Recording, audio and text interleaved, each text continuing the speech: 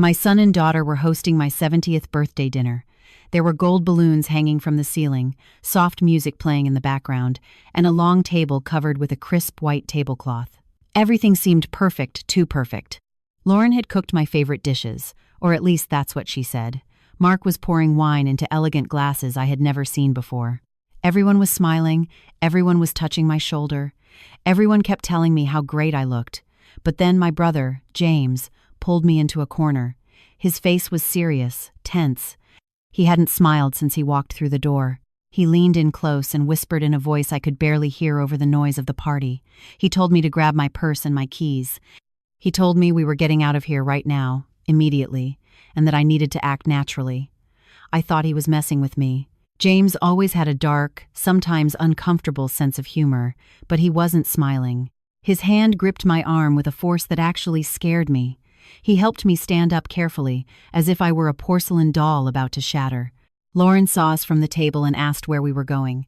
James replied calmly that we were just going to the restroom, that I needed a minute. We walked down the hallway. My heart was pounding so hard I thought everyone in the house could hear it. We went into the bathroom and James locked the door behind us. The noise of the party faded into a distant murmur. He looked me in the eyes, and I saw something I had never seen in him before: fear, rage, desperation. He pulled his smartphone out of his pocket with trembling hands and spoke in a low, almost broken voice. "Just look at this." What he showed me left me in disbelief, breathless, completely speechless. They were photos, text messages, screenshots, words talking about money, about inheritance, about timelines, about solutions. I saw Lauren's name. I saw Mark's name. I saw dates. I saw dollar amounts. I saw my own name mentioned over and over again, as if I were already dead, as if I were nothing more than a problem they had finally solved. James had to hold me up because my legs simply stopped working. He held me while everything I thought I knew crumbled into pieces. And in that moment, in that tiny, locked bathroom, while the party raged on outside, I realized something terrible. I realized that this dinner wasn't a celebration, that the hugs weren't love, that my children weren't taking care of me. My children were killing me. But let me go back. Let me tell you how I ended up here, how a mother who only ever wanted to give her kids everything ended up sitting at the head of a table surrounded by lies, unknowingly waiting for her own murder. Because this story didn't start tonight. It started months, maybe years ago, and I was just too blind to see it. This morning, I woke up feeling heavy, heavier than usual. I've been feeling like that a lot lately, like someone filled my bones with cold lead. It was a struggle to get out of bed. It was a struggle just to walk to the bathroom. I looked in the mirror and saw a woman I barely recognized, pale, bags under my eyes, drastically thinner than I was just a few months ago. My skin had this strange, almost grayish tint, but I just told myself it was age, that it was normal, that everybody gets older. Lauren came over early, just like she always does. She walked into my bedroom with a bright smile and a glass of orange juice. She brought me my pills. There are so many of them. 1 for blood pressure, 1 for my heart, 2 for my bones, 1 for my stomach. Or at least, that's what she tells me. I don't even know what each one does anymore. I only know I have to take them because Lauren says so, and she went to nursing school years ago. She knows what she's doing. She takes care of me.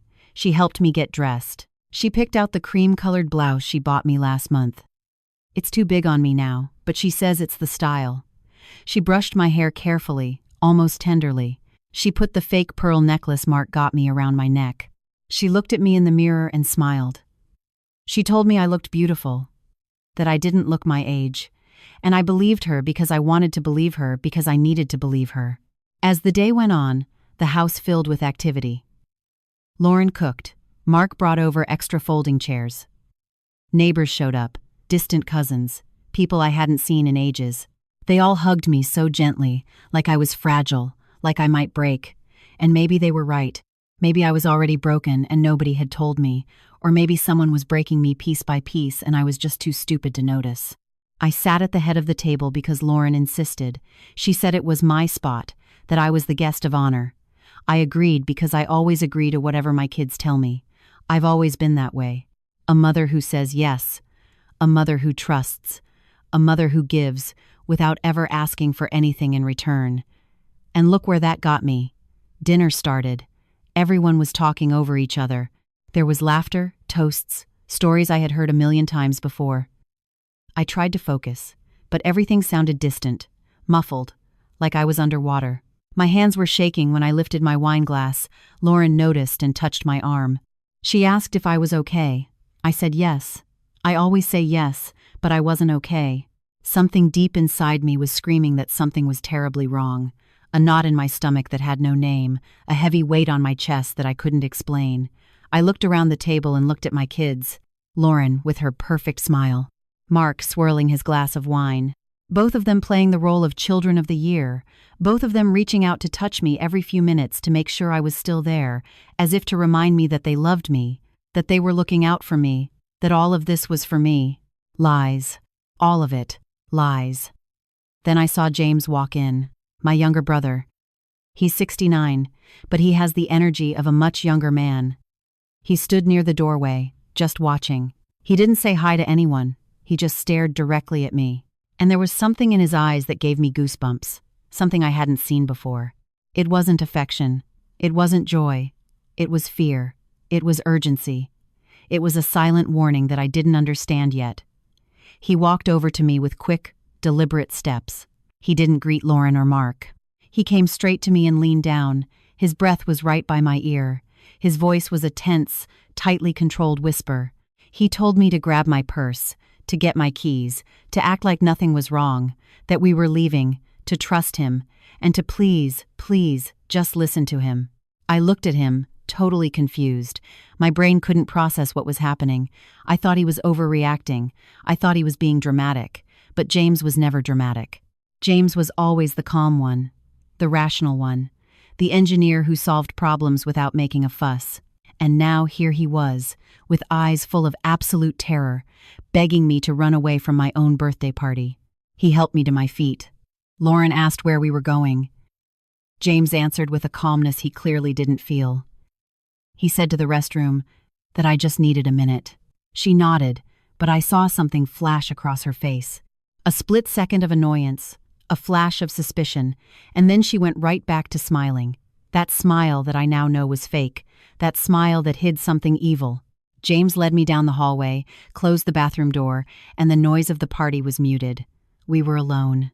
He looked at me with eyes that looked like they were about to cry. He pulled out his phone. He said he had to show me something, that I had to see it before it was too late, that what I was about to look at would change absolutely everything. He turned the screen toward me, and there it was. The undeniable, raw truth. Text messages between Lauren and Mark. Conversations about how much the house was worth, about exactly how much money was in my checking account, about how much longer they had to wait, about the pills, the dosages, about how to make it look like natural causes, about how no one would ever suspect a thing. I saw my name typed out over and over again. I saw dollar signs, I saw dates, I saw plans, I saw the word inheritance repeated like a sick mantra. I saw my children arguing over how to split up what was still mine, what still belonged to me, the money I still needed to survive. And then it clicked. The pills Lauren gave me every single morning. The constant exhaustion, the tremors, the gray skin, the weakness. It wasn't age. It wasn't normal. It was poison. My own flesh and blood were poisoning me slowly, methodically, patiently waiting for my body to give out, waiting for me to die so they could take everything. James held me up as my legs completely gave out. He held me while the world as I knew it collapsed. He held me while I cried without making a sound, because just on the other side of that door, the party was still going, and nobody could know that I had just discovered my children wanted me dead. I need you to understand how I got to this exact moment. How a mother who gave everything ended up being poisoned by her own kids. Because this didn't start today. It started a long time ago. Maybe it's always been this way, and I was just too blinded by love to see it. 6 months ago, I started feeling different. It was little things at first. I'd get winded faster. My stomach would cramp after I ate. My hands would shake when I held my coffee mug in the mornings. I thought it was normal. I'm 67 years old. The body wears down. That's what everyone says. That's what I told myself every time I looked in the mirror and saw that pale woman staring back at me. I went to the doctor. Doctor. Evans examined me and said my blood pressure was a little high, my bones needed more calcium, my heart needed looking after. He wrote me prescriptions, a lot of them. I came home from the pharmacy with a paper bag full of orange pill bottles, sitting at my kitchen island trying to figure out which was which. Lauren came over that afternoon and found me confused, squinting at the labels because my eyesight isn't what it used to be. She sat down next to me and gently took the bottles out of my hands. She smiled at me with that smile I genuinely believed was full of love. She told me not to worry about it, that she would handle it. She said that's exactly why she had gone to nursing school, that she knew exactly which pill I needed to take and at what time, and that I just needed to trust her. And I did trust her, because she was my daughter, because a mother always trusts her kids. From that day on, Lauren started coming over every single morning. She'd arrive early, around 7 a.m., She'd bring fresh bagels or sometimes fruit. She made me breakfast, handed me my pills with a glass of orange juice, and stayed right there until she was sure I swallowed every last one. Then she'd help out around the house, do the dishes, sweep the floors, organize my mail. I thought I had hit the jackpot, that I had a wonderful daughter who truly cared about me. But the more she took care of me, the worse I felt. Every week I grew weaker. Every week I lost more weight. My clothes started hanging off me. My neighbors kept telling me how thin I looked. I lied and told them I was trying a new diet. The truth was, I just had zero appetite. The sheer thought of food made me nauseous. My stomach burned constantly. Lauren assured me it was normal, that it was just the new medical regimen, that my body was simply adjusting to the prescriptions. Around this time, Mark started coming around more often, too. My son was always the distant one, always wrapped up in his own drama. I know he has debt. I know his auto parts business went under. He never gives me the specifics, but a mother knows. A mother always knows when her kids are in trouble. I offered to help him multiple times. I told him I could write him a check, give him a loan. He always brushed it off. He said it wasn't necessary, that he had it all under control. Now I know why. He didn't want a loan. He wanted the whole pot. The two of them started talking about my house, this house, where I've lived for 40 years. The house I bought with my husband before he passed away. The house where I raised them. A place full of memories. Some good, some bad, but all mine. Lauren kept saying it was too big for me. She said it was too much upkeep, that I should sell it and downsize to a condo, or better yet, move in with her. Mark backed her up. He said it would be safer, that at my age, I shouldn't be living alone in the suburbs. I fought them on it. I told them I loved my house, I loved my independence, that I could still take care of myself, but they were relentless. Every time they came over, they steered the conversation to the house, my finances, my will. They asked if my estate was in order, if I had met with an attorney, if I knew exactly where the deed and my life insurance policy were kept. I told them yes, everything was handled, but that I hated talking about it. Talking about my death made me feel uncomfortable. It made me feel old. It made me feel expendable. 3 months ago, I had a bad fall. I was in the kitchen making tea when my legs just gave out completely. I hit the linoleum floor and couldn't get back up. I just lay there, terrified, feeling utterly useless. Lauren found me an hour later. She called 911. I spent 2 days at Memorial Hospital. The ER doctors said it was severe dehydration and muscle weakness, that at my age, these things happen. They hooked me up to IV fluids, ran blood panels, everything came back normal, according to them. They discharged me with even more prescriptions. Lauren actually packed a bag and moved into my guest room for a week. She said she couldn't leave me unsupervised. Mark came by every evening after he got off work. They both treated me like I was made of spun glass, like I could shatter at any given second. And maybe they were right. Maybe I was shattering, but not for the reasons I thought. During that week, Lauren reorganized my entire kitchen. She said she needed to make things more accessible for me. She transferred all my medications into one of those daily pill organizers. She labeled every single compartment for the days of the week.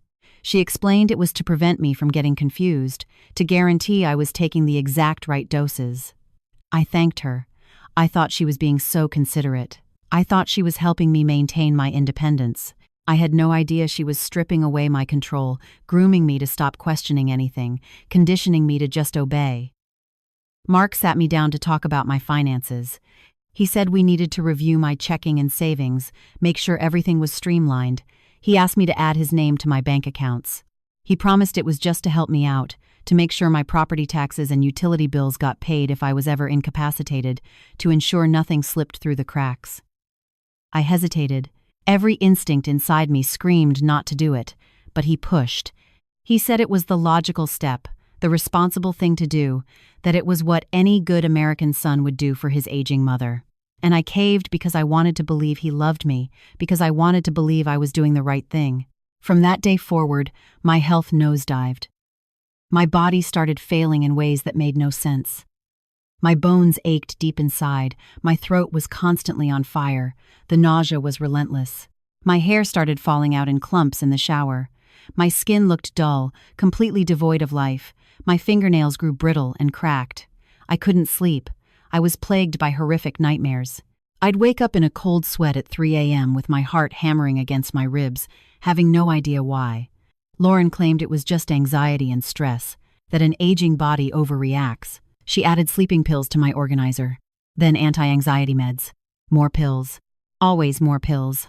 I swallowed every single one because I trusted her, because she was my little girl, because a mother never in a million years suspects her own daughter is systematically killing her. A month ago, James came by to visit. I hadn't seen him in a while. My brother was always the busy one in the family, always traveling, always working on some engineering project, but that day he showed up out of the blue. He knocked on the door, and the second I opened it, I saw his expression drop. He looked me up and down, and pure alarm flashed in his eyes. He asked me what on earth had happened to me. I brushed it off, said I was just feeling a little under the weather. He didn't buy it. He walked inside and just stood there silently, taking everything in. He saw the massive pile of pill bottles on the counter. He saw how empty the refrigerator was. He saw how unkempt I looked, something I had never, ever been. He started firing off questions. So many questions. Who was managing my medications? How often were Lauren and Mark coming over? Did I actually feel okay? Did I really trust them? I got defensive. I snapped at him that my kids were taking wonderful care of me, that I was fine, and to stop sticking his nose where it didn't belong. But James didn't stop worrying. He told me I looked deathly ill, worse than ill. He said something was seriously wrong. I regurgitated the same excuses. It was just my age, the doctor said. My vitals were fine. He went quiet for a long time. Then he pulled me into a tight hug and told me he loved me, that he would always have my back. He said if I ever needed anything, absolutely anything, to call him. I told him I would, but I never did, because I didn't think I needed rescuing. I didn't know I was in danger. James left that afternoon, but something inside him had shifted. He started calling me all the time, asking how I was feeling, hounding me about eating right, demanding I text him selfies so he could see how I looked. I just rolled my eyes, thinking he was being an overprotective older brother. I had no idea he was trying to save my life. I didn't know he had spotted something I was blind to, that he had pieced together a puzzle I refused to even look at. And so, the months dragged on. I grew weaker by the day, more confused by the day, inching closer to the grave without a clue, until today, until this birthday dinner, until the second James locked that bathroom door and shoved the truth in my face. The truth that broke me, the truth that saved me, the truth I will never, ever be able to unsee. My kids were murdering me, and I was holding the door open for them. Lauren had always been the golden child, or at least that's the narrative everyone bought into.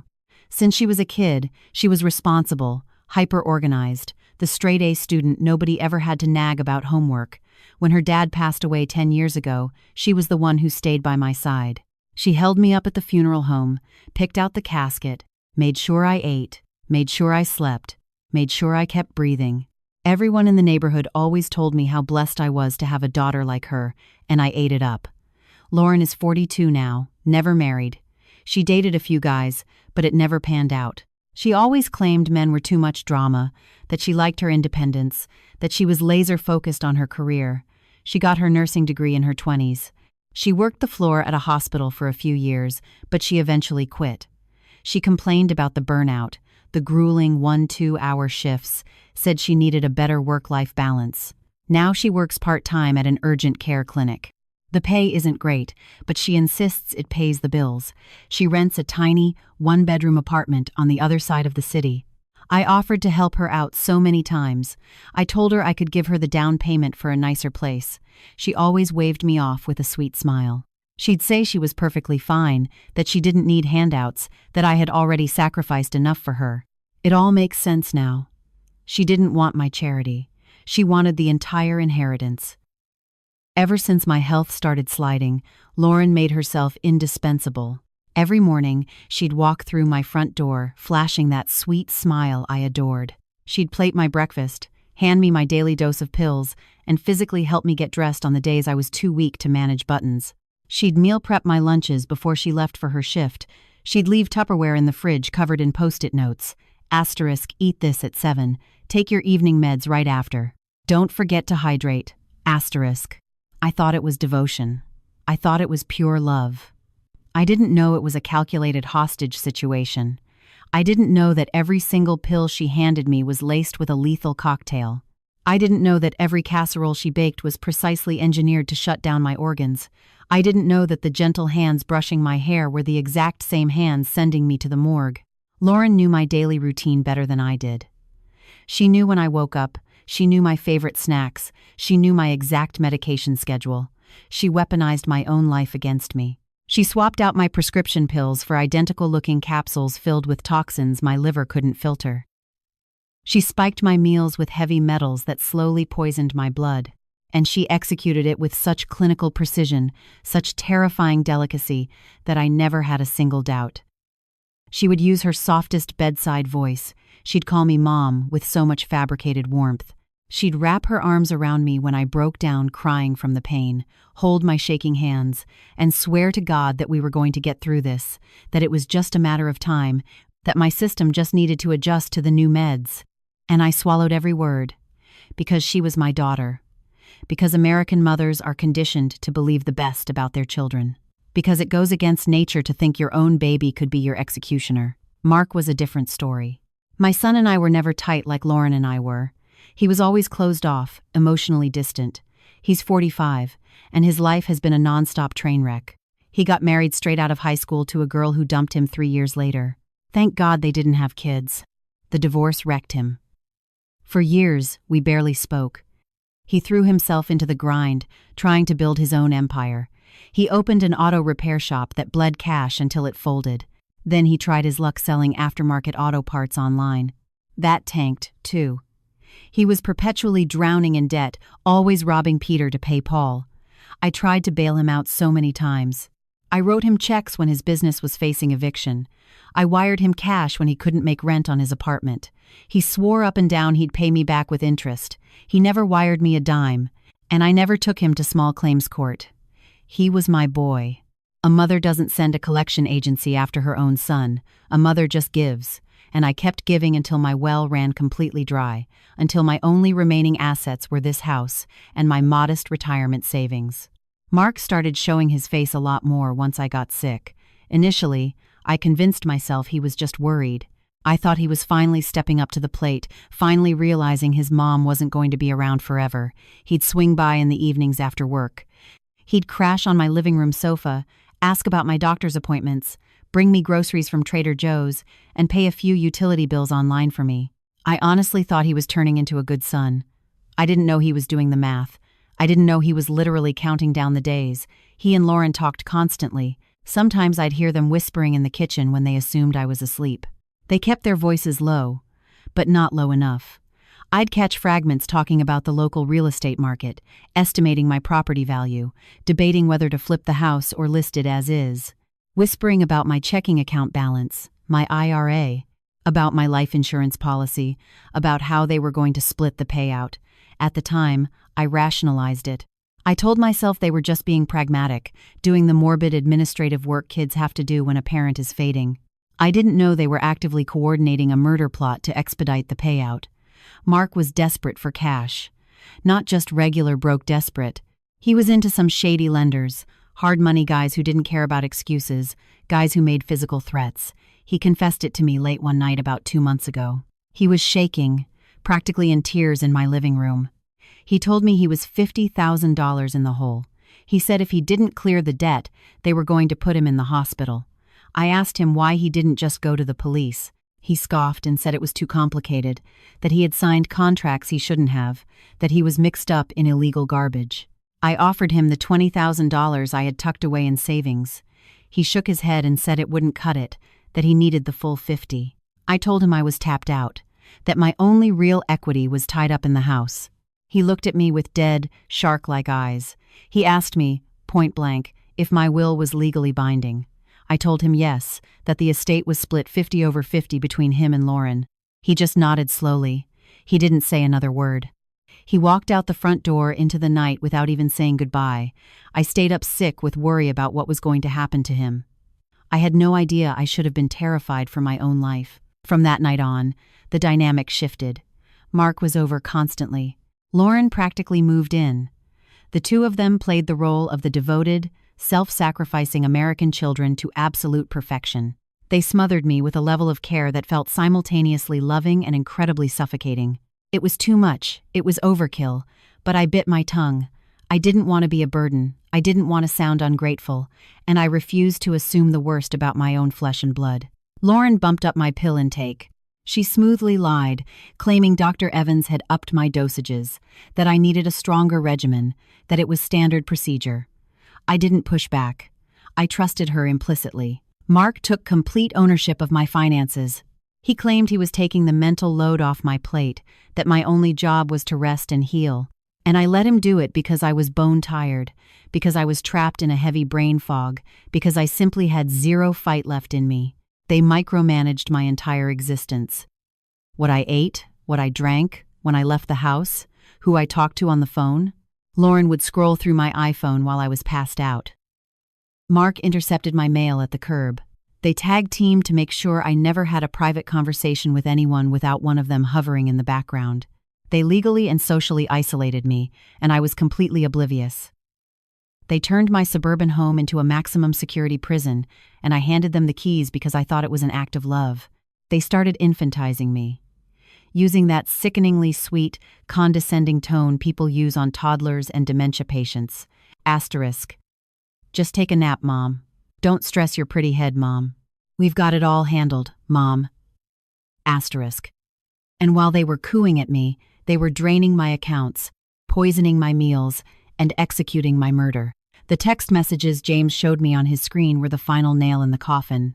It was a masterclass in premeditation, Lauren sending him spreadsheets of dosages, explaining how to incrementally increase the toxins without triggering an obvious medical red flag, detailing how she crushed the compounds into my oatmeal. Mark firing back, texts demanding timelines. Asterisk, how much longer? When is this going to be over? Asterisk, counting down the days until they could file the death certificate, cash the life insurance check, list the property on Zillow, split the cash, and walk away clean. I saw a thread from 3 weeks ago. Mark texting that his loan sharks were breathing down his neck, that they had to put this thing in overdrive. Lauren texting back to chill out, that getting sloppy now would trigger a police investigation and blow the whole operation. Mark texting back to double the dosage immediately, that he had waited long enough. Lauren texting back, asterisk, fine, I'll bump it up, give it a few more weeks and it'll be over. Asterisk, a few weeks. That's what she typed out. A few short weeks and I would be a corpse, and they would be wealthy. Well, not even wealthy. My house appraises for maybe $200,000. My savings account has barely $20,000 left. My life insurance policy is a flat $100,000. Grand total, $320,000. That's the exact market value of my life to my kids. That's the exact dollar amount they deemed worthy of homicide. James physically held me up against the bathroom sink as I scrolled through that nightmare. He anchored me while my reality imploded. He held me while I realized the two humans I loved most on this earth were actively orchestrating my assassination, that they had planned my murder with the exact same attention to detail I used to plan their Chuck E. Cheese birthday parties, that I was no longer a mother to them. I was a roadblock, a liability, an asset to be liquidated, and the most terrifying part is, they almost pulled it off.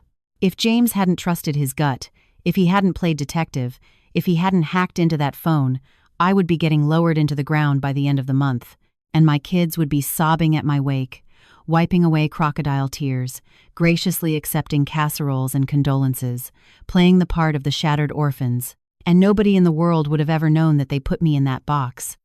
James was always the black sheep of our family. While I married my high school sweetheart and started popping out kids, he was backpacking across Europe. While I was playing the stay-at-home suburban mom, he was climbing the corporate ladder. While I sacrificed every ounce of my identity for my family, he actually lived his life. For decades, I was secretly jealous of him. I told myself he took the selfish, easy way out. Now I realize he just chose to live a full life, and because he did, he possessed the clarity to save mine. My brother is 69, 2 years younger than me, though he could easily pass for 50. He's a lifelong bachelor, no kids. He made his money as a structural engineer, traveling constantly. He lived in 3 different countries over his career. When he retired 5 years ago, he moved back to the States. He bought a sleek little condo in Center City. I assumed he had finally gotten tired of the bachelor lifestyle and wanted roots. Now I know the universe brought him back to Philly because it knew I was going to need him, even if he didn't know it yet. James and I were incredibly tight growing up. We were the middle two in a loud family of 5 kids. The others moved out to the West Coast, got busy, drifted apart. But James and I always stayed tethered. Even if it was just a quick text or a 10-minute phone call once a month, we always had each other's backs.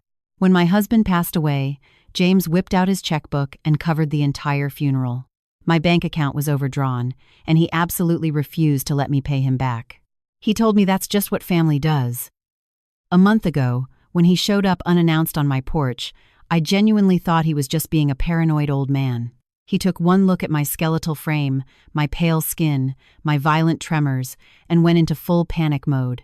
I brushed him off. I gave him the standard American excuses: getting older, bad joints, but Lauren is taking amazing care of me. But I saw the gears turning in his head that day. A dark suspicion that he didn't dare say out loud, but it was printed all over his face. After he left, James went to work. He laid it all out for me later, after the bomb had officially dropped. He told me his gut was screaming that something was fundamentally wrong. That I looked way too diseased for someone supposedly under constant medical supervision, that Lauren's dictatorial grip on my life threw up massive red flags. That Mark's sudden, daily presence after treating me like an afterthought for a decade reeked of ulterior motives. James started calling me constantly, pumping me for highly specific information. Asterisk. What are the names on the prescription bottles? Who physically hands them to you? Are you picking them up at CVS? Or is Lauren grabbing them?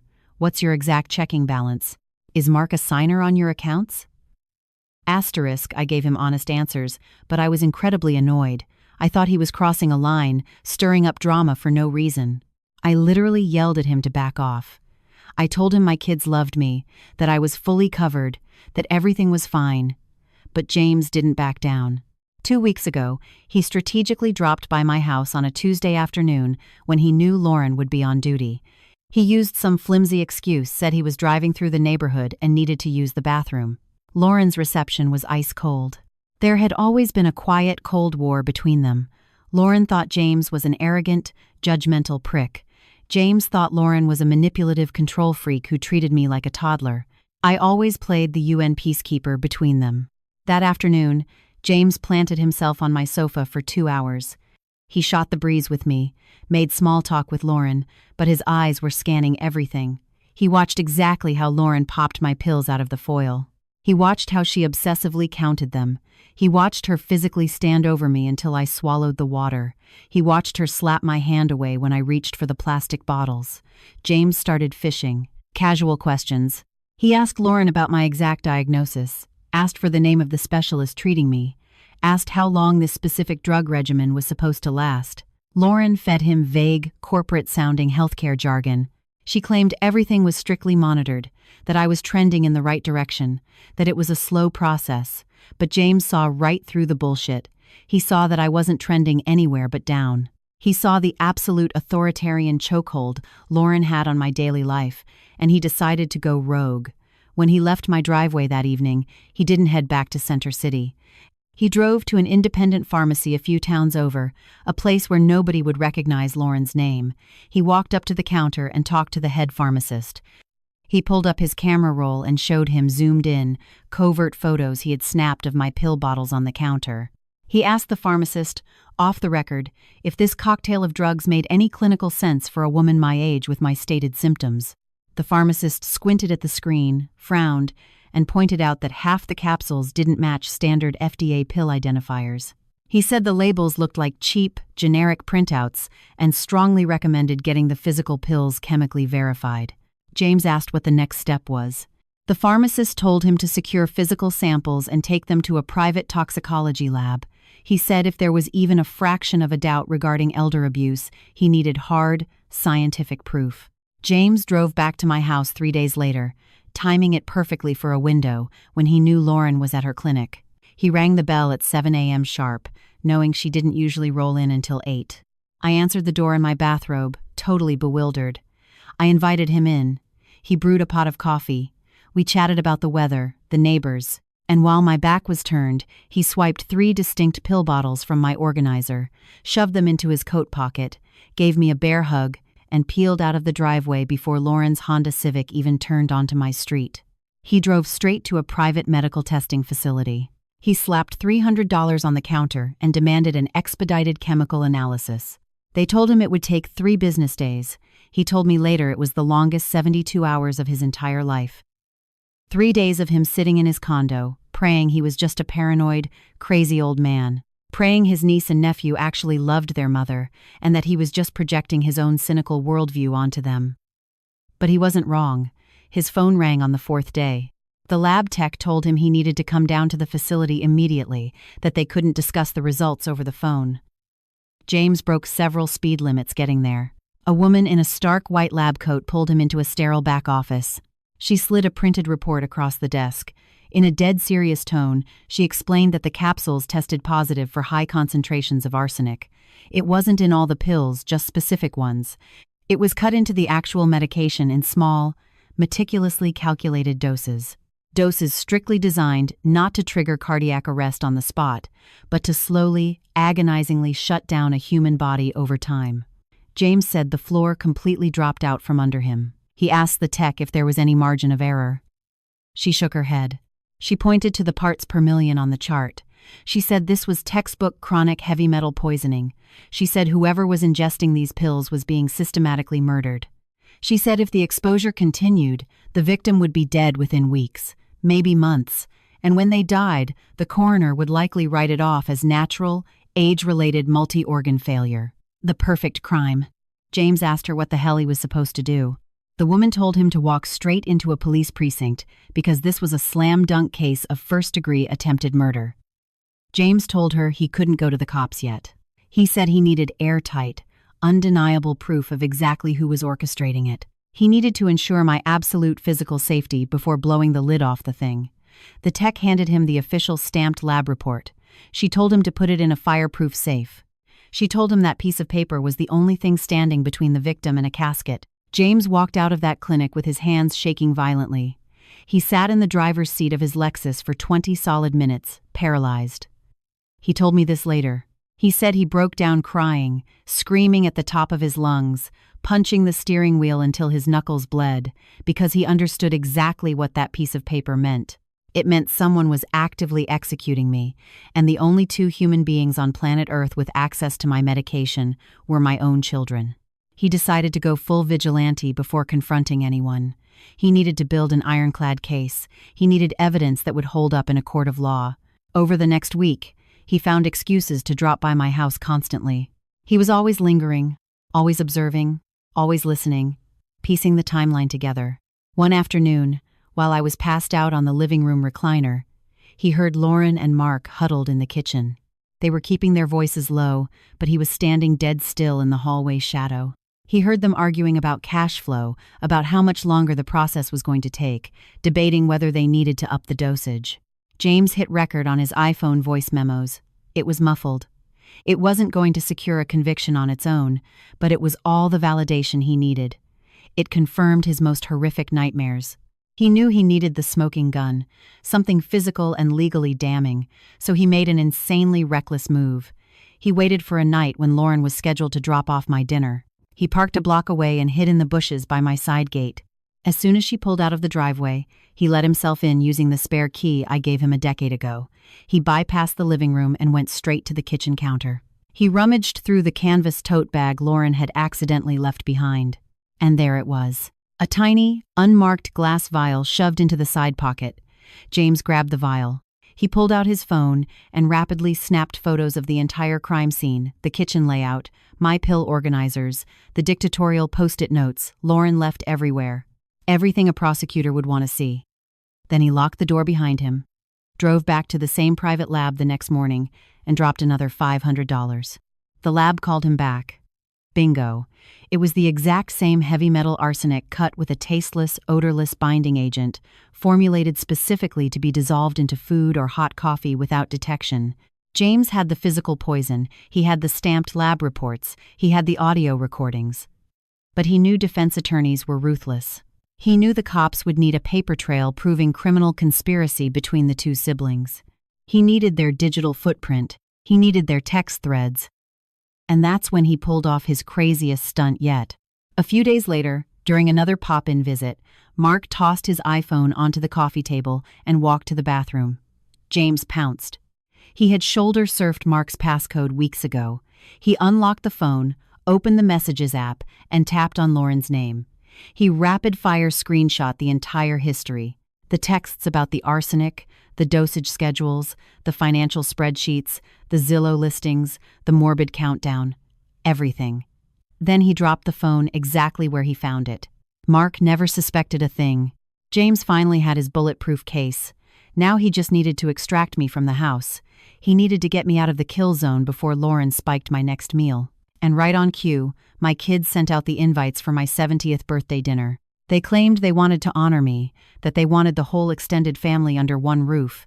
James realized this was his window and likely his absolute last chance to save me. He had to pull the trigger tonight. He had to show me the horrific truth. He had to rip me out of the matrix. And that is exactly what he did. So here I am, physically vibrating in my own downstairs bathroom, while James swipes through every damning screenshot, every sickening text, every piece of irrefutable evidence. My hands are ice cold, and the shivering won't stop. It's not the physical weakness. It's not the heavy metals that have been coursing through my bloodstream for half a year. It's the sheer, paralyzing horror of comprehending that the children I birthed planned my execution with the exact same logistical patience you'd use to plan a family vacation to Disney World. Utterly, chillingly, cold-blooded. James taps on a message from 4 months ago. Lauren's blue text bubble. Asterisk. I secured the stuff. Starting with microdoses. Nobody is going to notice a damn thing. Asterisk Mark's gray text bubble replies. Asterisk. Are you 100% sure this is going to work? Asterisk Lauren responds. Asterisk. Trust me, I went to school for this. I know exactly how to bypass the liver. Give it 3 to 4 months, and it'll look like natural heart failure. Asterisk. 3 to 4 months. I checked the timestamp at the top of the screen. August. We are currently in December. It has been exactly 4 months. The exact window she calculated. The exact timeline she gave me to live. The sand in my hourglass is completely gone. I probably only have days left. James swipes to the next screenshot. This one is from 6 weeks ago. Mark's text. Asterisk. My guys are threatening to break my legs. I need that cash out now. I can't keep stalling. Can you hit the gas on this? Asterisk, Lauren replies. Asterisk. Don't be a moron.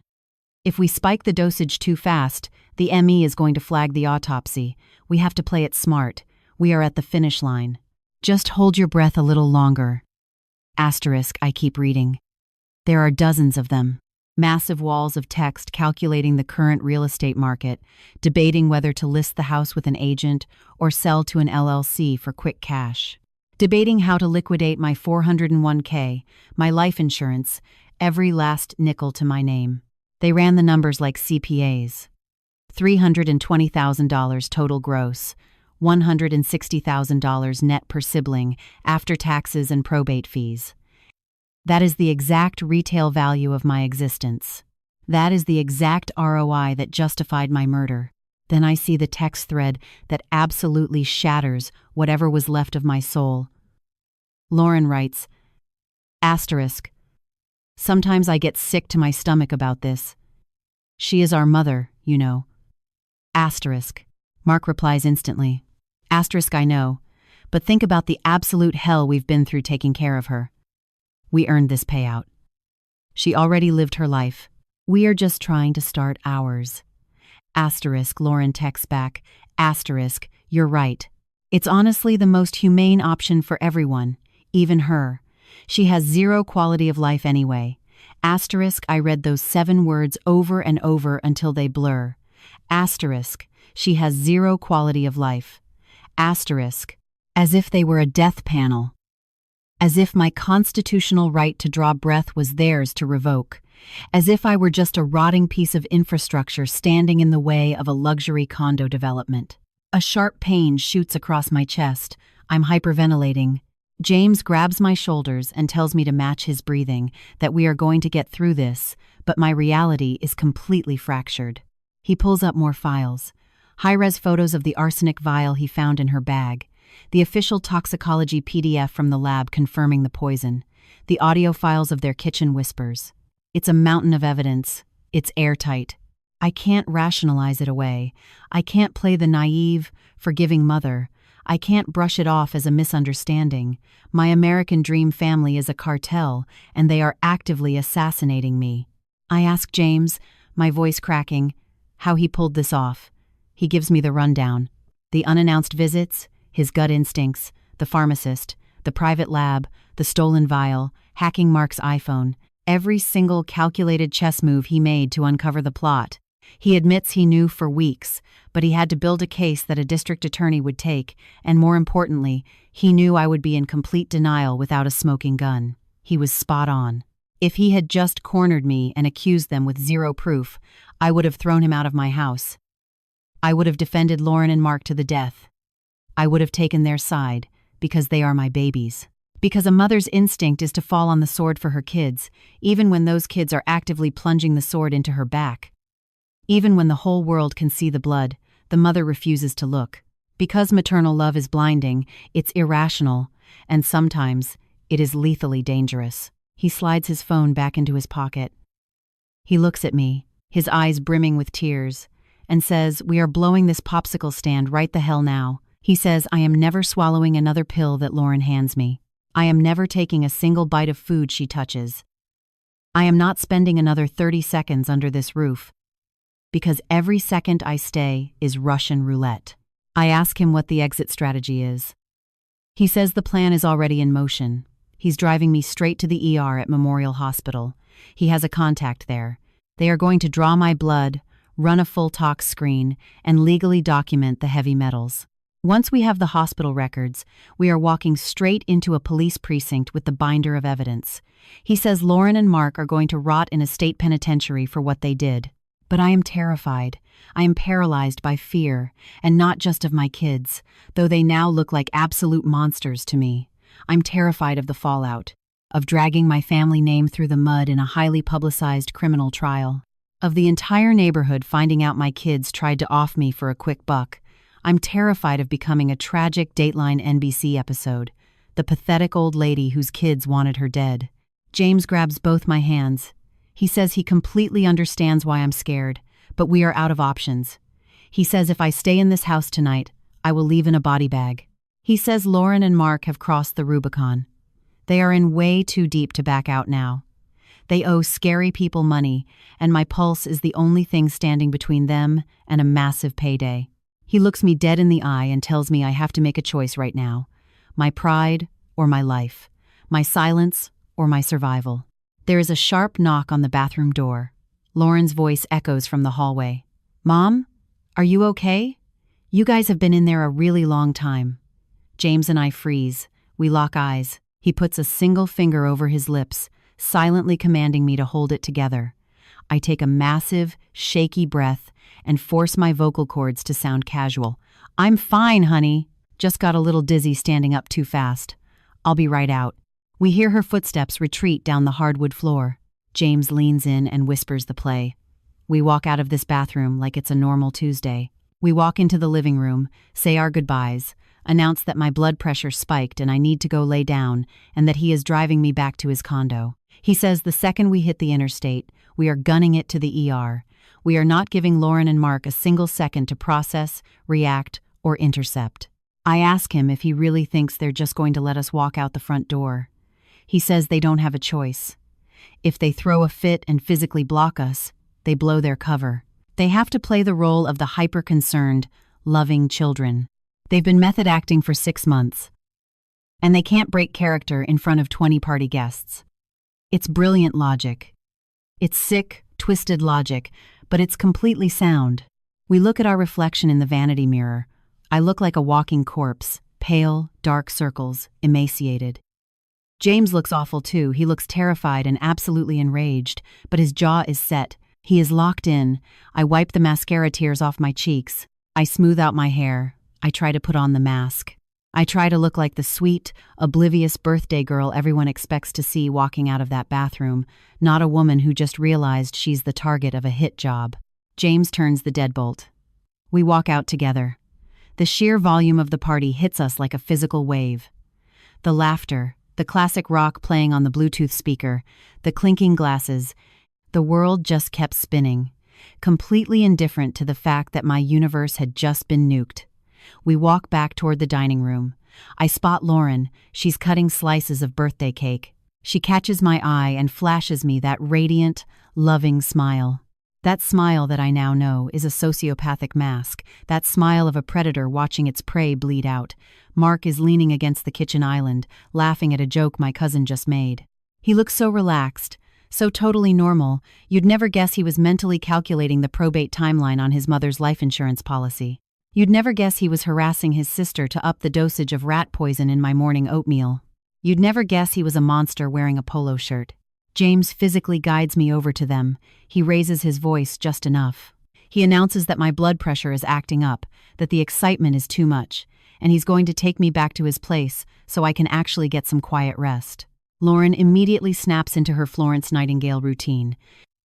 She drops the cake knife, rushes over, and presses the back of her hand against my forehead. She asks if I have a fever, if I took my evening meds, if I stayed hydrated today. Every single syllable out of her mouth is a razor blade. Her counterfeit concern makes me physically sicker than the arsenic she's been feeding me. I force a weak smile and tell her I'm just exhausted, that it was a wonderful party, but I just need to sleep. Mark steps up. He jingles his car keys and insists he'll drive me home, telling James to stay and enjoy the party, that he'll tuck me into bed. James cuts him off. His tone leaves absolutely zero room for debate. He states that my overnight bag is already in his trunk, that we already agreed on this, and that I'll sleep better at his condo away from the noise. I see the muscle in Mark's jaw twitch.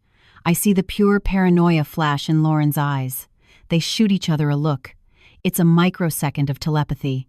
They are running the risk assessment. They are trying to figure out if it's safer to let me leave with James or to cause a massive scene and forcefully keep me here. The tension in the air is thick enough to cut with a knife. But finally, Lauren caves. She nods slowly.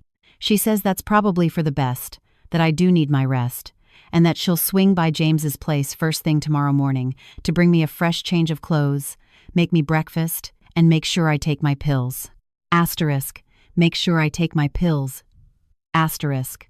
The words echo in my skull. She is casually scheduling my next dose of poison. She is booking my murder for tomorrow morning at 8 a.m., fully confident that I'll be sitting there like an obedient dog, waiting to swallow it. James grabs my heavy winter coat and helps me into it.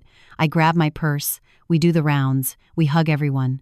People tell me happy birthday, tell me I look fantastic, tell me total lies because lies are the only currency left in this house.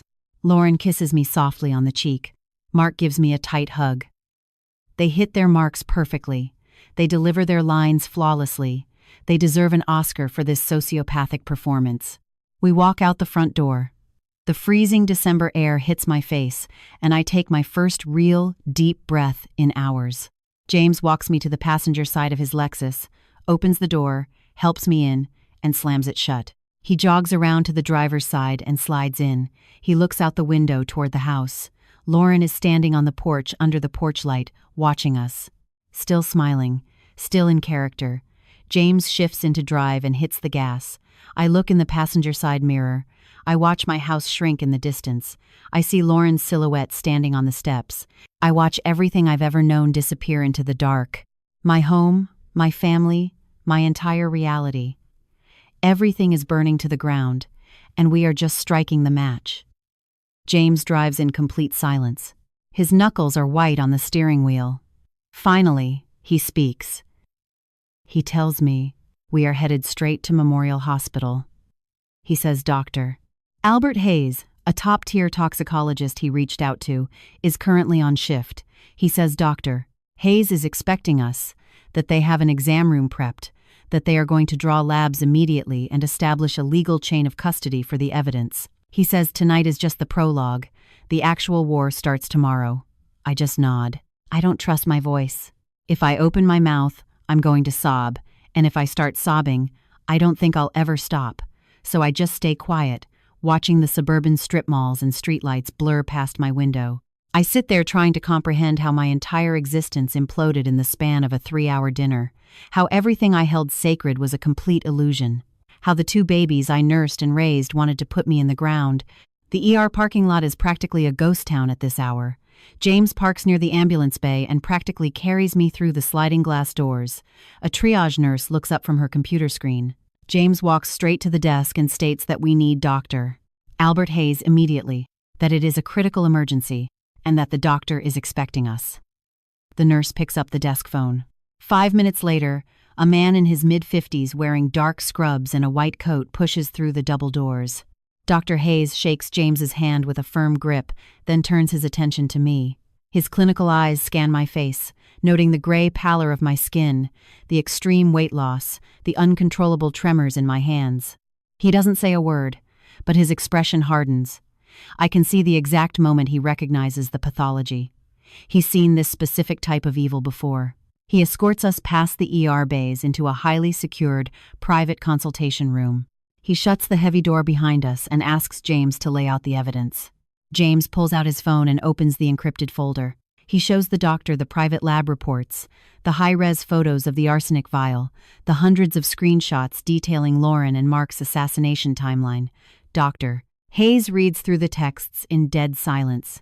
His face remains totally stoic, but the muscles in his jaw are clenching so hard I think his teeth might crack. When he finishes the last screenshot, he sets the phone down, looks me directly in the eye, and asks me to detail every single physical symptom I've had over the last 6 months. I tell him everything. The crushing, bone-deep fatigue, the violent nausea, the uncontrollable shaking, the rapid, terrifying weight loss, the searing stomach cramps, the feeling that my muscles were turning to water. He nods slowly, furiously, taking notes on a clipboard. He says they are bypassing triage and drawing extensive blood panels right now. He also says they need a hair follicle sample. He explains that heavy metals like arsenic permanently bind to the keratin in hair as it grows. He says a hair test will provide a literal, chronological timeline of the poisoning, proving to a jury that this wasn't an accidental, one-time overdose, but a highly calculated, systematic, months-long execution. An ER tech comes in with a tray. She ties a tourniquet around my bruised arm and draws 3 large vials of blood. Then she takes a pair of medical scissors, sections off a piece of hair at the nape of my neck, cuts it flush against the scalp, and seals it in a plastic evidence bag. Dr. Hayes tells us the stat blood work will be back from the hospital lab in about 2 hours. The hair follicle spectrometry will take 24 hours. He looks at me grimly and states that if James's private lab was accurate, and he is 99% sure it was the hospital labs are going to confirm severe, chronic arsenic toxicity. He asks me point blank if I ingested any medication today. I tell him yes. This morning, Lauren handed me 6 capsules and a glass of orange juice, exactly like she's done every morning for half a year. He asks James if he secured the physical pills. James nods, unzips his jacket pocket, and pulls out a gallon Ziploc bag containing the 3 prescription bottles he stole from my counter. Dr. Hayes snaps on a pair of blue nitrile gloves, takes the bag, and inspects the labels. He says he's transferring the bottles directly to the state crime lab for forensic chemical analysis. He says we need a bulletproof chain of custody for the district attorney. While we wait for the blood panels, Dr. Hayes sits down and explains exactly what the arsenic is doing to my biology. He explains that microdosing the poison creates symptoms that perfectly mimic standard geriatric decline: extreme lethargy, gastrointestinal distress, muscle atrophy, neurological tremors, cognitive fog. He tells me that if I had continued swallowing those pills, my organs would have cascaded into failure within a matter of weeks. First, my liver would have shut down, unable to filter the toxicity. Then my kidneys would have failed. Finally, my heart would have stopped. And when they wheeled me into the morgue, the medical examiner would have checked the natural causes box on the death certificate, assuming an old woman's body simply gave out. I ask him, my voice shaking, if the damage is permanent, if I'm going to survive this. He sighs heavily and says, it all depends on the lab numbers. He needs to see the exact concentration of heavy metals in my bloodstream to assess the organ damage.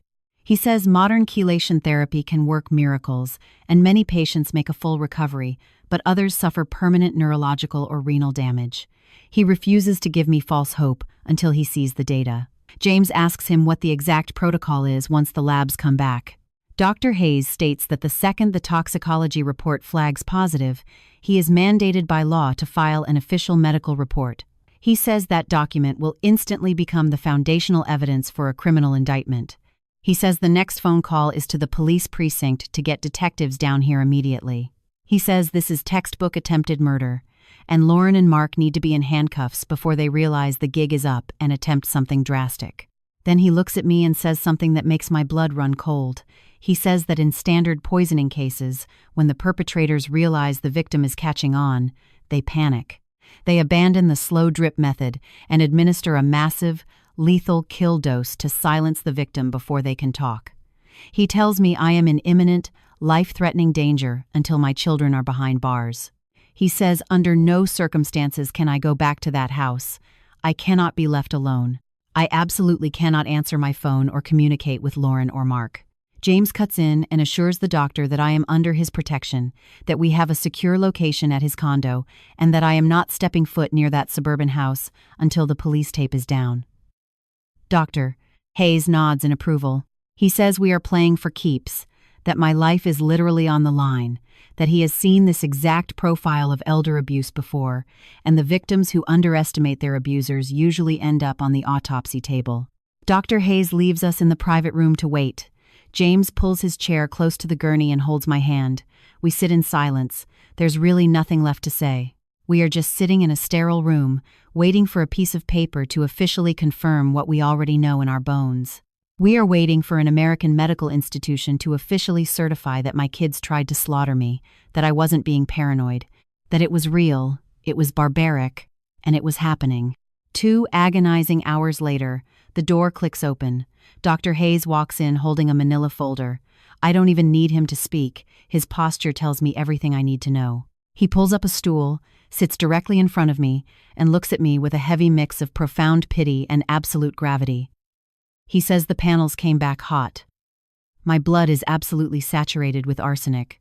The concentration levels are perfectly consistent with chronic, sustained heavy metal poisoning over a period of several months.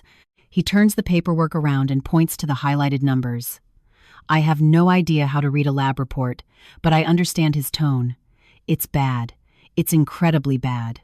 He tells me it's a medical miracle I walked into the ER under my own power. My immune system has been at war with this poison for half a year. He says I am severely malnourished, critically dehydrated, and my liver is under massive distress. He says I am not leaving the hospital tonight. He is officially admitting me to the ICU for heavy metal detox. He's putting me on an aggressive regimen of IV fluids and chelation meds to force my kidneys to flush the arsenic.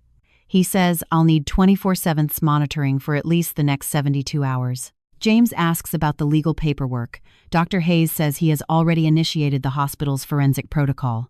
The report will document the staggering arsenic levels, the chain of custody for the pill bottles, and his expert medical assessment that this was a deliberate, sustained homicidal poisoning. He tells us that report is a legally binding affidavit.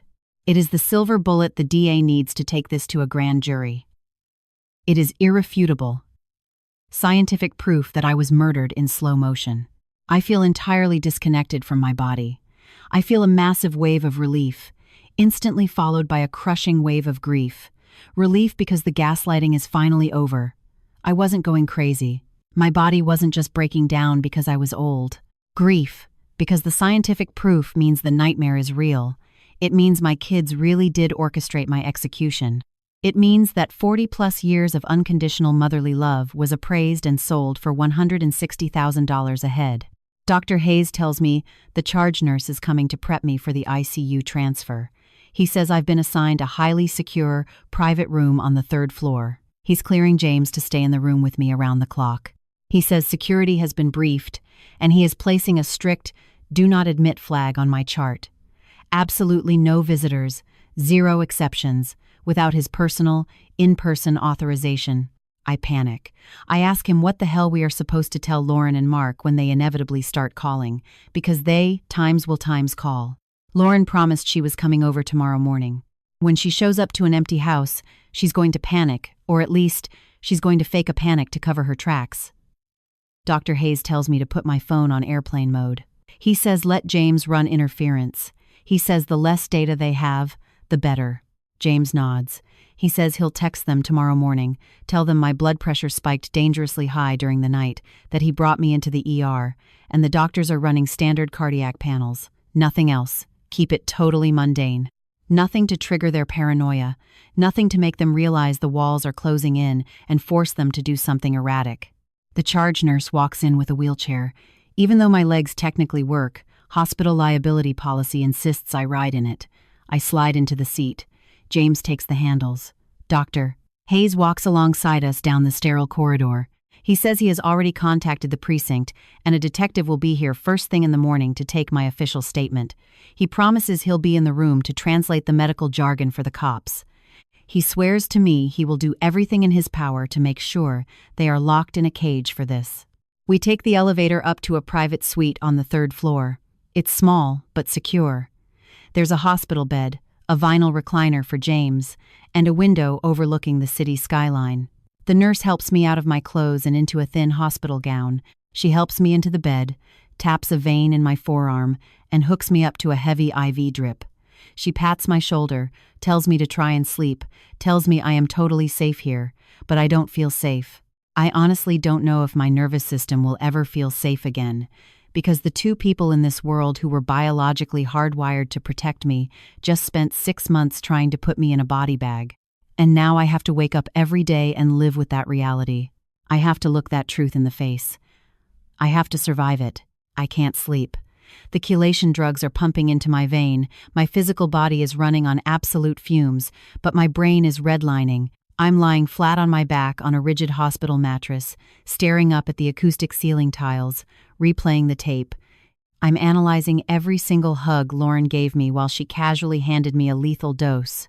I'm analyzing Mark's easy smile while he sat on my couch, mentally calculating the tax implications of my life insurance payout.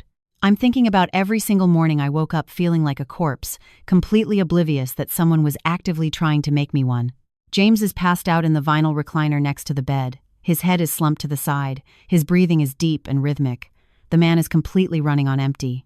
He spent the last month playing amateur detective, obsessing over details, risking his own neck to pull me out of the fire. And he pulled it off. He saved my life. If he hadn't hacked that phone, I'd be rotting in the ground by New Year's, and nobody would have batted an eye. My kids would have thrown a beautiful funeral, cried into their tissues, cashed the massive checks, sold my house to a flipper, and gone on vacation like they didn't just commit matricide. But laying here, watching the IV drip, something fundamental shifts inside my chest. As I watch my brother sleep, as I literally feel the hospital-grade chemicals scrubbing the arsenic out of my blood, as the beeping of the heart monitor grounds me in reality, something weak inside me snaps, and something incredibly hardened takes its place.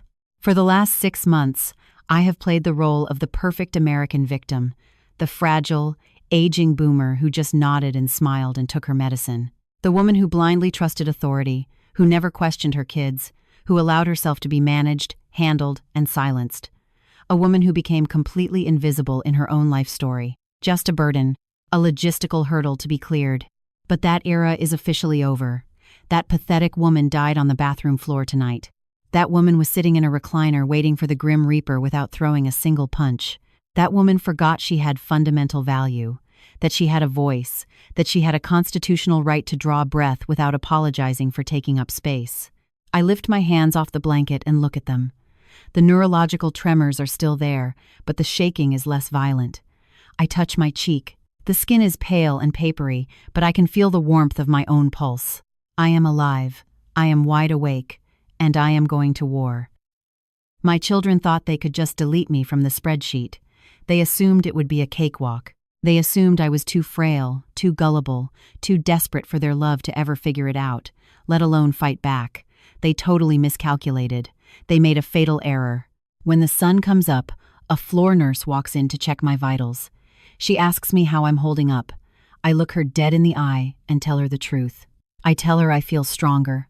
My head feels clear, and I am absolutely ready. She gives me a warm smile and says that's a great clinical sign, that my system is responding aggressively to the detox protocol, and that Dr. Hayes will be up on rounds in an hour. James groans, stretches out his stiff back, and sits up. He asks me if I managed to get any sleep. I tell him not really, but that it's fine. I tell him I needed the quiet hours to get my head right, to process the battlefield. He nods slowly. He gets it. He looks at me and asks if I'm fully locked in for what is about to go down today. I tell him I am more than ready. Let's light the match. Dr. Hayes walks through the door right at 8 a.m. holding a fresh stack of printouts. The expedited hair follicle analysis came back. It completely validates everything we suspected. The lab found a chronological timeline of chronic arsenic exposure, stretching back precisely 6 months.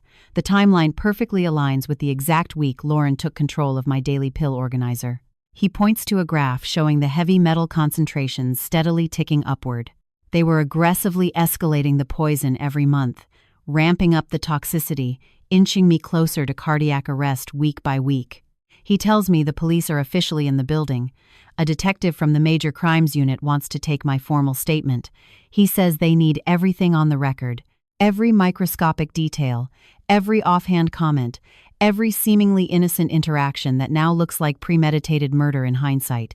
He tells me not to hold back. He tells me to be brutally honest and not to sugarcoat a damn thing to protect them. 30 minutes later, the detective walks in. He's a guy in his early 40s, salt and pepper hair, wearing a cheap suit and a look of permanent exhaustion. He flashes his badge and introduces himself as Detective Marcus Harris. He pulls up a chair next to the bed, clicks a ballpoint pen, and flips open a legal pad. He asks me to walk him through the timeline from day one, so I do. I detail the exact onset of my physical decline.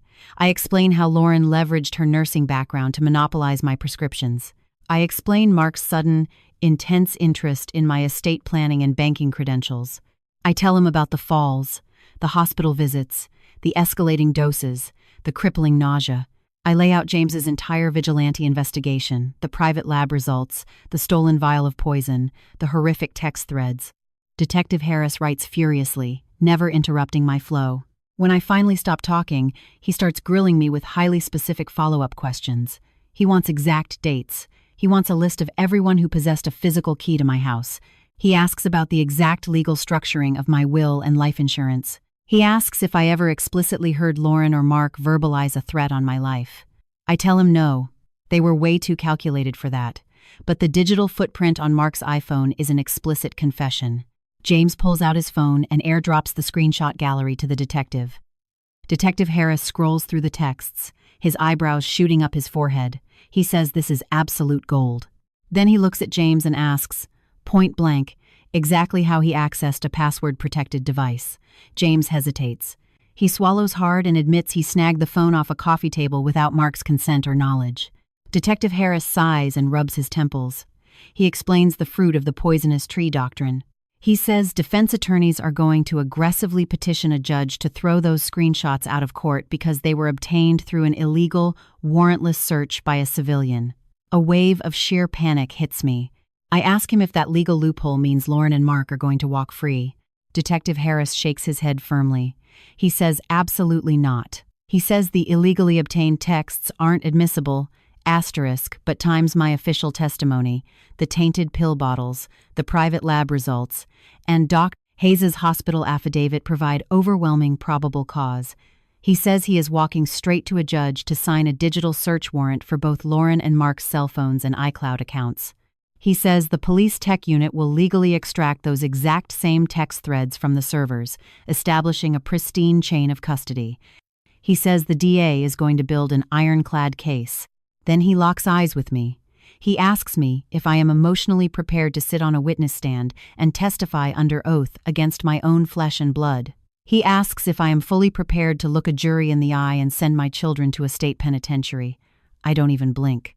I tell him absolutely yes. I tell him they cold-bloodedly plotted my murder, they forfeited any right to my protection, they don't deserve my silence, and I demand justice.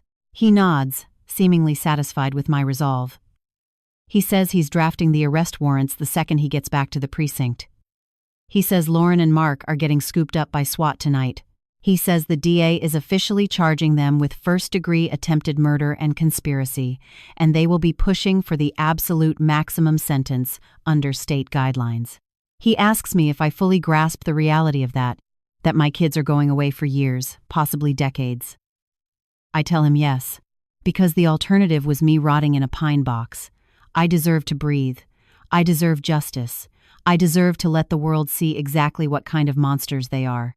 Detective Harris stands up, shakes my hand, and says he'll keep my burner phone updated. He strictly orders me to maintain radio silence. Do not answer their calls. Do not reply to their texts. Let James feed them the medical cover story. He says the precinct is posting a uniformed officer outside my hospital door until the targets are in custody. He says I am officially under police protection. 2 hours later, my cell phone lights up. The caller ID says Times Lauren *. I let it ring out. She calls back immediately. Then again, she leaves rapid-fire voicemails. I listen to them later. Her voice is dripping with manufactured panic. *Mom, where the hell are you? I'm standing in your kitchen and the house is empty. Are you okay? Why is it going straight to voicemail? Call me back the second you get this. I'm literally sick with worry. Sick with worry. That phrase makes me laugh out loud, a harsh, bitter laugh. Worried that her flawless assassination plot hit a snag. Worried that someone ran a talk screen. Worried that her $160,000 payday just went up in smoke. Mark starts blowing up my phone 10 minutes later, leaving identical voicemails, playing the frantic son, lying through his teeth. They are both such elite sociopaths. Such unbelievable actors. Laying in this hospital bed, I wonder how many thousands of times they looked me dead in the eye and lied to my face over the last 6 months. How many times they hugged me while mentally picking out my casket. James finally calls them back. He plays it cool. He tells them I had a severe hypertensive crisis in the middle of the night, that he rushed me to the ER, and the cardiologists have me under heavy sedation for observation. Lauren immediately demands room numbers. She plays the "I'm a registered nurse" card, insisting she needs to be at my bedside to consult with the attending physicians. James stonewalls her. He uses his authoritative dad voice. He tells her the ICU is locked down, no visitors allowed until my blood pressure stabilizes, and he'll text her when the doctors lift the restriction. I can hear Lauren's seething frustration bleeding through the phone speaker. I can practically see her face twisting in rage. Her mask of concern is cracking. The sheer panic is setting in. The terrifying realization that she has completely lost control of the narrative, that the target is out of the kill zone, that maybe, just maybe, someone caught on to her sick game. And she is right. We caught on, and we are about to drop a nuclear bomb on her life. Detective Harris walks back into my hospital room late that afternoon. He's got momentum now. He says the judge signed off on the arrest warrants. The apprehension teams are gearing up to hit Lauren and Mark's residences tonight. But before they kick the doors in, the DA requested one final piece of insurance to make the case completely bulletproof for a jury. They need my help to execute a controlled, legally recorded phone call, a one-party consent wiretap. He breaks down the sting operation. They want me to call Lauren on a police-issued encrypted phone. They want me to subtly confront her. They want me to play dumb, ask leading questions, and gently back her into a corner until she incriminates herself on tape. He says it doesn't need to be a full, tearful confession.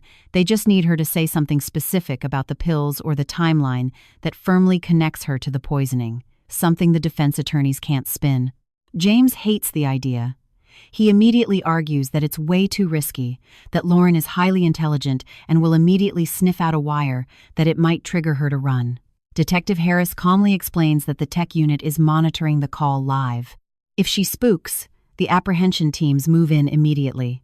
He says they have enough to indict her right now, but a recorded confession turns a messy trial into a guaranteed plea deal. He looks at me and asks if I have the stomach for it. I look at the detective. I look at James. I think about my daughter, the little girl I rocked to sleep, the teenager who cried on my shoulder after her first breakup, the grown woman who spent the last 6 months crushing arsenic into my breakfast. I look back at the detective and tell him to hand me the damn phone. A tech guy comes in and wires up a specialized smartphone to a recording deck. Detective Harris coaches me on the exact parameters. Play weak, play confused, but not overtly suspicious. Feed her enough rope to hang herself. Give her the space to aggressively defend her medical expertise, and maybe she'll slip up. I take a deep breath, clear my throat, and hit the call button. She answers on the second ring. "Mom?" Her voice is a masterclass in frantic relief and underlying tension. "Where the hell have you been?" "I have been losing my mind." "Why is Uncle James locking me out of the loop?" I make my voice sound raspy and exhausted. I tell her I'm still in the hospital. I say I felt like I was dying last night, and the ER doctors have been running non-stop labs all morning. She immediately pivots to clinical mode. "What kind of labs, Mom?" I tell her they ran deep blood panels, and the doctors said my liver and kidneys are completely shutting down. There is a sharp, dead silence on the line. I can hear her calculating. Then she speaks, her voice tightly controlled, patronizing. "Mom, you have to understand. You're getting older. Your body is just tired. It's natural decline. Have you been taking the daily pill regimen I set up for you?" I tell her yes. I tell her I took every single pill she handed me, exactly the way she laid them out in the organizer. The silence on her end stretches out longer this time. Finally, she asks, "What exactly did the doctors say?" I tell her they found something highly abnormal in my toxicology screen. I tell her they kept using the word toxins. Her breathing instantly speeds up. "Toxins? Mom, what kind of toxins?" I play totally ignorant. I tell her I don't understand the medical jargon, but the doctors look extremely alarmed. I say the hospital administration is sending someone up to interrogate me about my diet, my daily routine, and exactly who has access to my medications. I hear a sharp scuffling noise in the background. Footsteps, the sound of a door slamming shut. When she speaks again, her voice is a hushed, frantic whisper. "Mom, listen to me very carefully.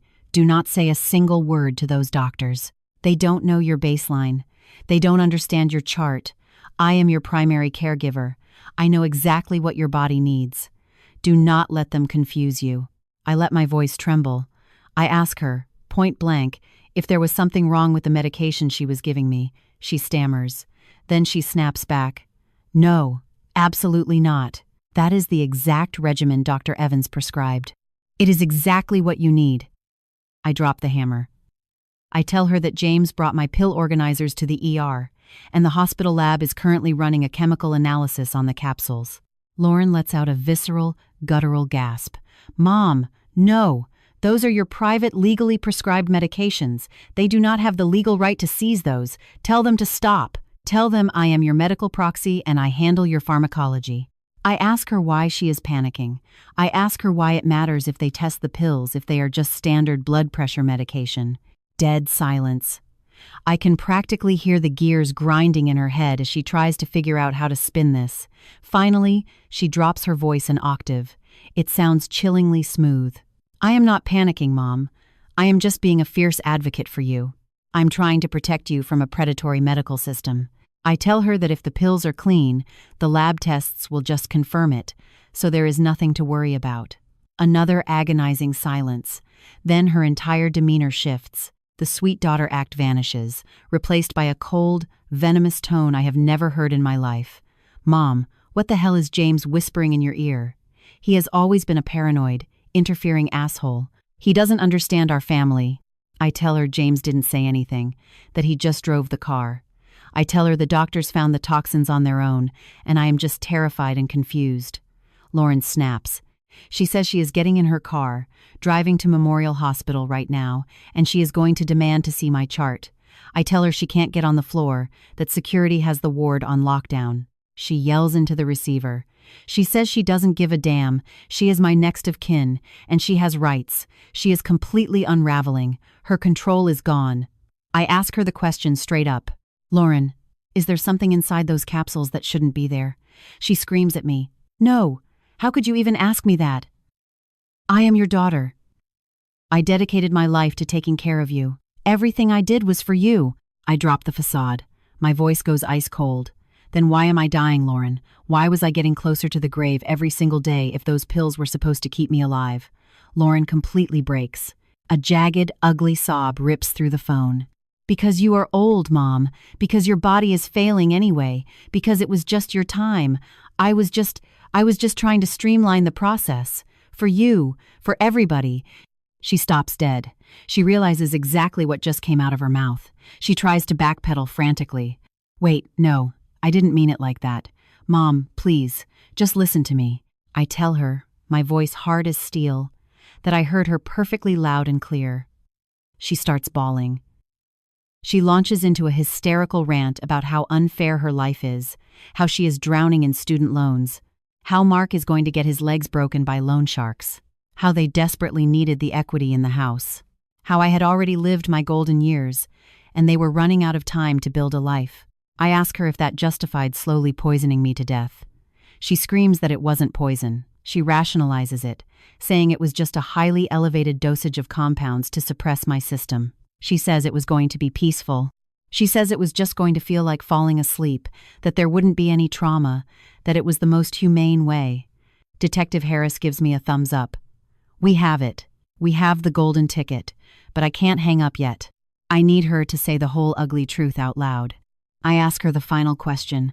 How long? How long have you been executing me, Lauren?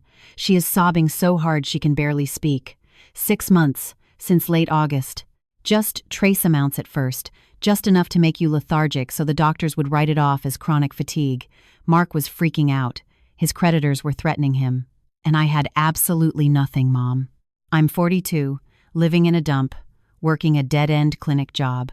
And you are sitting alone in a massive house with a paid-off mortgage, a fat savings account, and life insurance, just sitting there waiting to die anyway. I tell her I wasn't waiting to die. I tell her I had a life, and I wanted to keep living it. She lets out a bitter, cynical laugh. For what, Mom? What for? You're alone. You're sick! You have absolutely zero quality of life. I scream into the receiver. I tell her that was not her call to make, that it was my life. Mine, not hers to liquidate to pay off her brother's gambling debts. Lauren goes dead silent. Then, in a hollow, empty whisper, she says, I'm sorry, Mom. I am so sorry. But the train has already left the station, and honestly, a big part of me doesn't regret it. A part of me really believes I was doing the merciful thing. I thought I was setting you free. I tell her she wasn't setting me free. She was committing first-degree murder, and there is a massive legal difference. She doesn't reply. I just hear the ragged sound of her breathing. Then the line clicks dead. She hung up. Detective Harris hits the stop button on the recording deck. He takes his headphones off and says it is a grand slam. A flawless, admissible, legally obtained confession. He says with that tape, the forensic labs, and the text messages, Lauren and Mark are dead to rights. He asks me how I'm holding up. I tell him the brutal truth. I feel like my soul has been put through a wood chipper, but I also feel an overwhelming sense of vindication. Because now the entire world is going to see them for what they are, and they are going to pay the tab. Detective Harris says the apprehension teams have the green light. He says Lauren probably just called Mark in a blind panic. They might try to make a run for the state line, but unmarked units have been sitting outside their addresses for 3 hours. They won't make it to the highway. He tells me to lay back, close my eyes, and let the medical staff do their jobs. He tells me the war is over, and I am totally safe. But it doesn't feel like the end. It feels like the opening credits. Because now comes the American justice system. Now comes the media circus. Now comes staring my own children down in a county courtroom. Now comes the reality of waking up every single day for the rest of my life knowing my kids tried to slaughter me. Lauren and Mark were taken into custody less than an hour later. SWAT breached Lauren's apartment just as she was zipping up a duffel bag. Mark tried to make a run for the Pennsylvania state line. State troopers boxed his Honda Accord in on the interstate, lit him up with the sirens, and dragged him out at gunpoint. They were both slammed against the hoods of cruisers, handcuffed, read their Miranda rights, and hauled into the precinct holding cells. They both finally realized they weren't the criminal masterminds they thought they were. I spent 5 grueling days in the ICU, 5 days of heavy chelation therapy to strip the heavy metals out of my organs, 5 days of IV drips, anti-nausea meds, and around-the-clock cardiac monitoring. 5 days of my body fighting to survive while my brain tried to process the psychological trauma.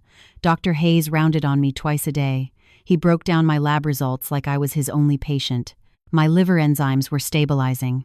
My kidney function was returning to baseline. My heart rhythm normalized. He told me I had dodged a massive bullet.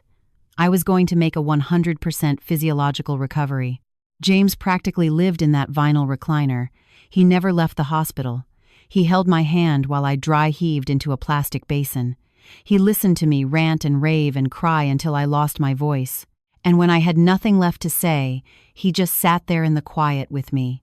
He constantly reminded me that I was not alone, that I had never been alone, that he had always been my safety net, and he always would be. Detective Harris dropped by the room on day 3. He brought the official update. Lauren and Mark were formally indicted by a grand jury for first-degree attempted murder and conspiracy to commit murder. He said their public defenders initially tried to plead not guilty, but once the DA played the recorded phone call and dumped the forensic binder on the table, their defense strategy evaporated. Lauren's attorney immediately begged for a plea deal to avoid a jury trial. Lauren took the deal. She pleaded guilty in exchange for 15 years in state prison. Mark, realizing his sister just threw him under the bus, panicked, and took a plea deal the next morning. 12 years for accessory and conspiracy. There was no highly publicized trial. I didn't have to get torn apart on the witness stand by a sleazy defense attorney trying to paint me as a hysterical, vengeful mother. There was only a formal sentencing hearing. I went to the courthouse. I sat in the front row of the gallery with James right beside me. The bailiffs led my children into the courtroom wearing orange jumpsuits, their wrists and ankles chained. Lauren looked back at me. Her face was gaunt, her eyes bloodshot and swollen from crying. She mouthed the words, "I'm sorry." I didn't react. I didn't nod. I didn't offer her a single ounce of absolution. Because I'm sorry doesn't give me back 6 months of my life. I'm sorry doesn't magically erase the arsenic that destroyed my nervous system. I'm sorry doesn't change the indisputable fact that she calculated the ROI on my murder and decided the cash was worth more than my heartbeat. Mark didn't even have the guts to look at me. He kept his chin glued to his chest the entire proceeding. A pathetic coward right to the bitter end, utterly incapable of looking the mother he tried to execute in the eye over a measly $50,000 debt. The judge addressed the court. He stated for the record that in his 20 years on the bench, this was one of the most depraved, chilling cases of elder abuse he had ever presided over. He said the premeditated, clinical nature of the slow poisoning demonstrated a sociopathic level of cruelty. He said they deserved to be buried under the prison. He banged the gavel and sentenced Lauren to 15 years in the state penitentiary, ineligible for parole for 10 years. He sentenced Mark to 12 years, ineligible for parole for 8. I watched the bailiffs march them out the side door. Lauren looked over her shoulder one last time, sobbing hysterically, screaming "Mom," over and over. I just sat there, my spine ramrod straight, my eyes completely dry. I had already cried an ocean for the children I thought I had. I didn't have a single drop of moisture left for the absolute monsters they actually were. When the hospital finally discharged me, I didn't go back to the suburbs. I couldn't. That house was a massive crime scene in my mind. Every square foot was contaminated. The kitchen island where Lauren ground up the poison. The dining table where she watched me swallow it. The recliner where I sat for hours, feeling my organs shut down, wondering why God was punishing me. I couldn't breathe that air ever again. James took the reins and contacted a real estate agent. We listed the house for a quick cash sale. An LLC bought it 3 weeks later for $210,000. It was technically under market value, but I didn't care. I just wanted my name off the deed. I wanted to start over in a zip code where I didn't have to look at ghosts in the hallway. I took the cash and bought a sunny, 2-bedroom condo in Center City, just 3 blocks down from James. It has massive floor-to-ceiling windows, lots of natural light, and overlooks a beautiful public park. It is modern, it is low maintenance, and most importantly, it is 100% mine. No shadows of treacherous children lurking in the corners. No lingering scent of death. Just a clean slate for my second act.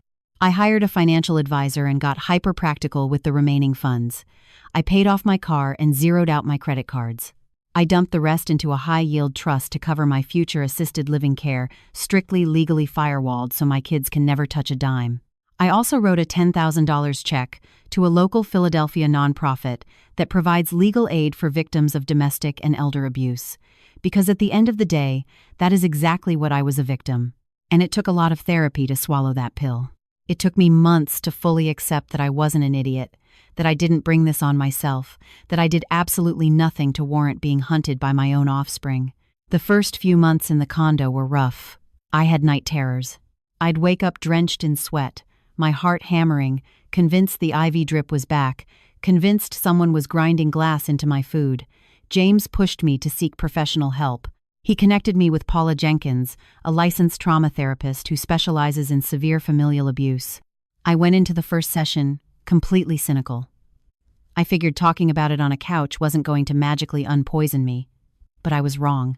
It was agonizing, brutal work, but it slowly started putting the pieces back together. Paula helped me deconstruct the toxic myth of the American mother.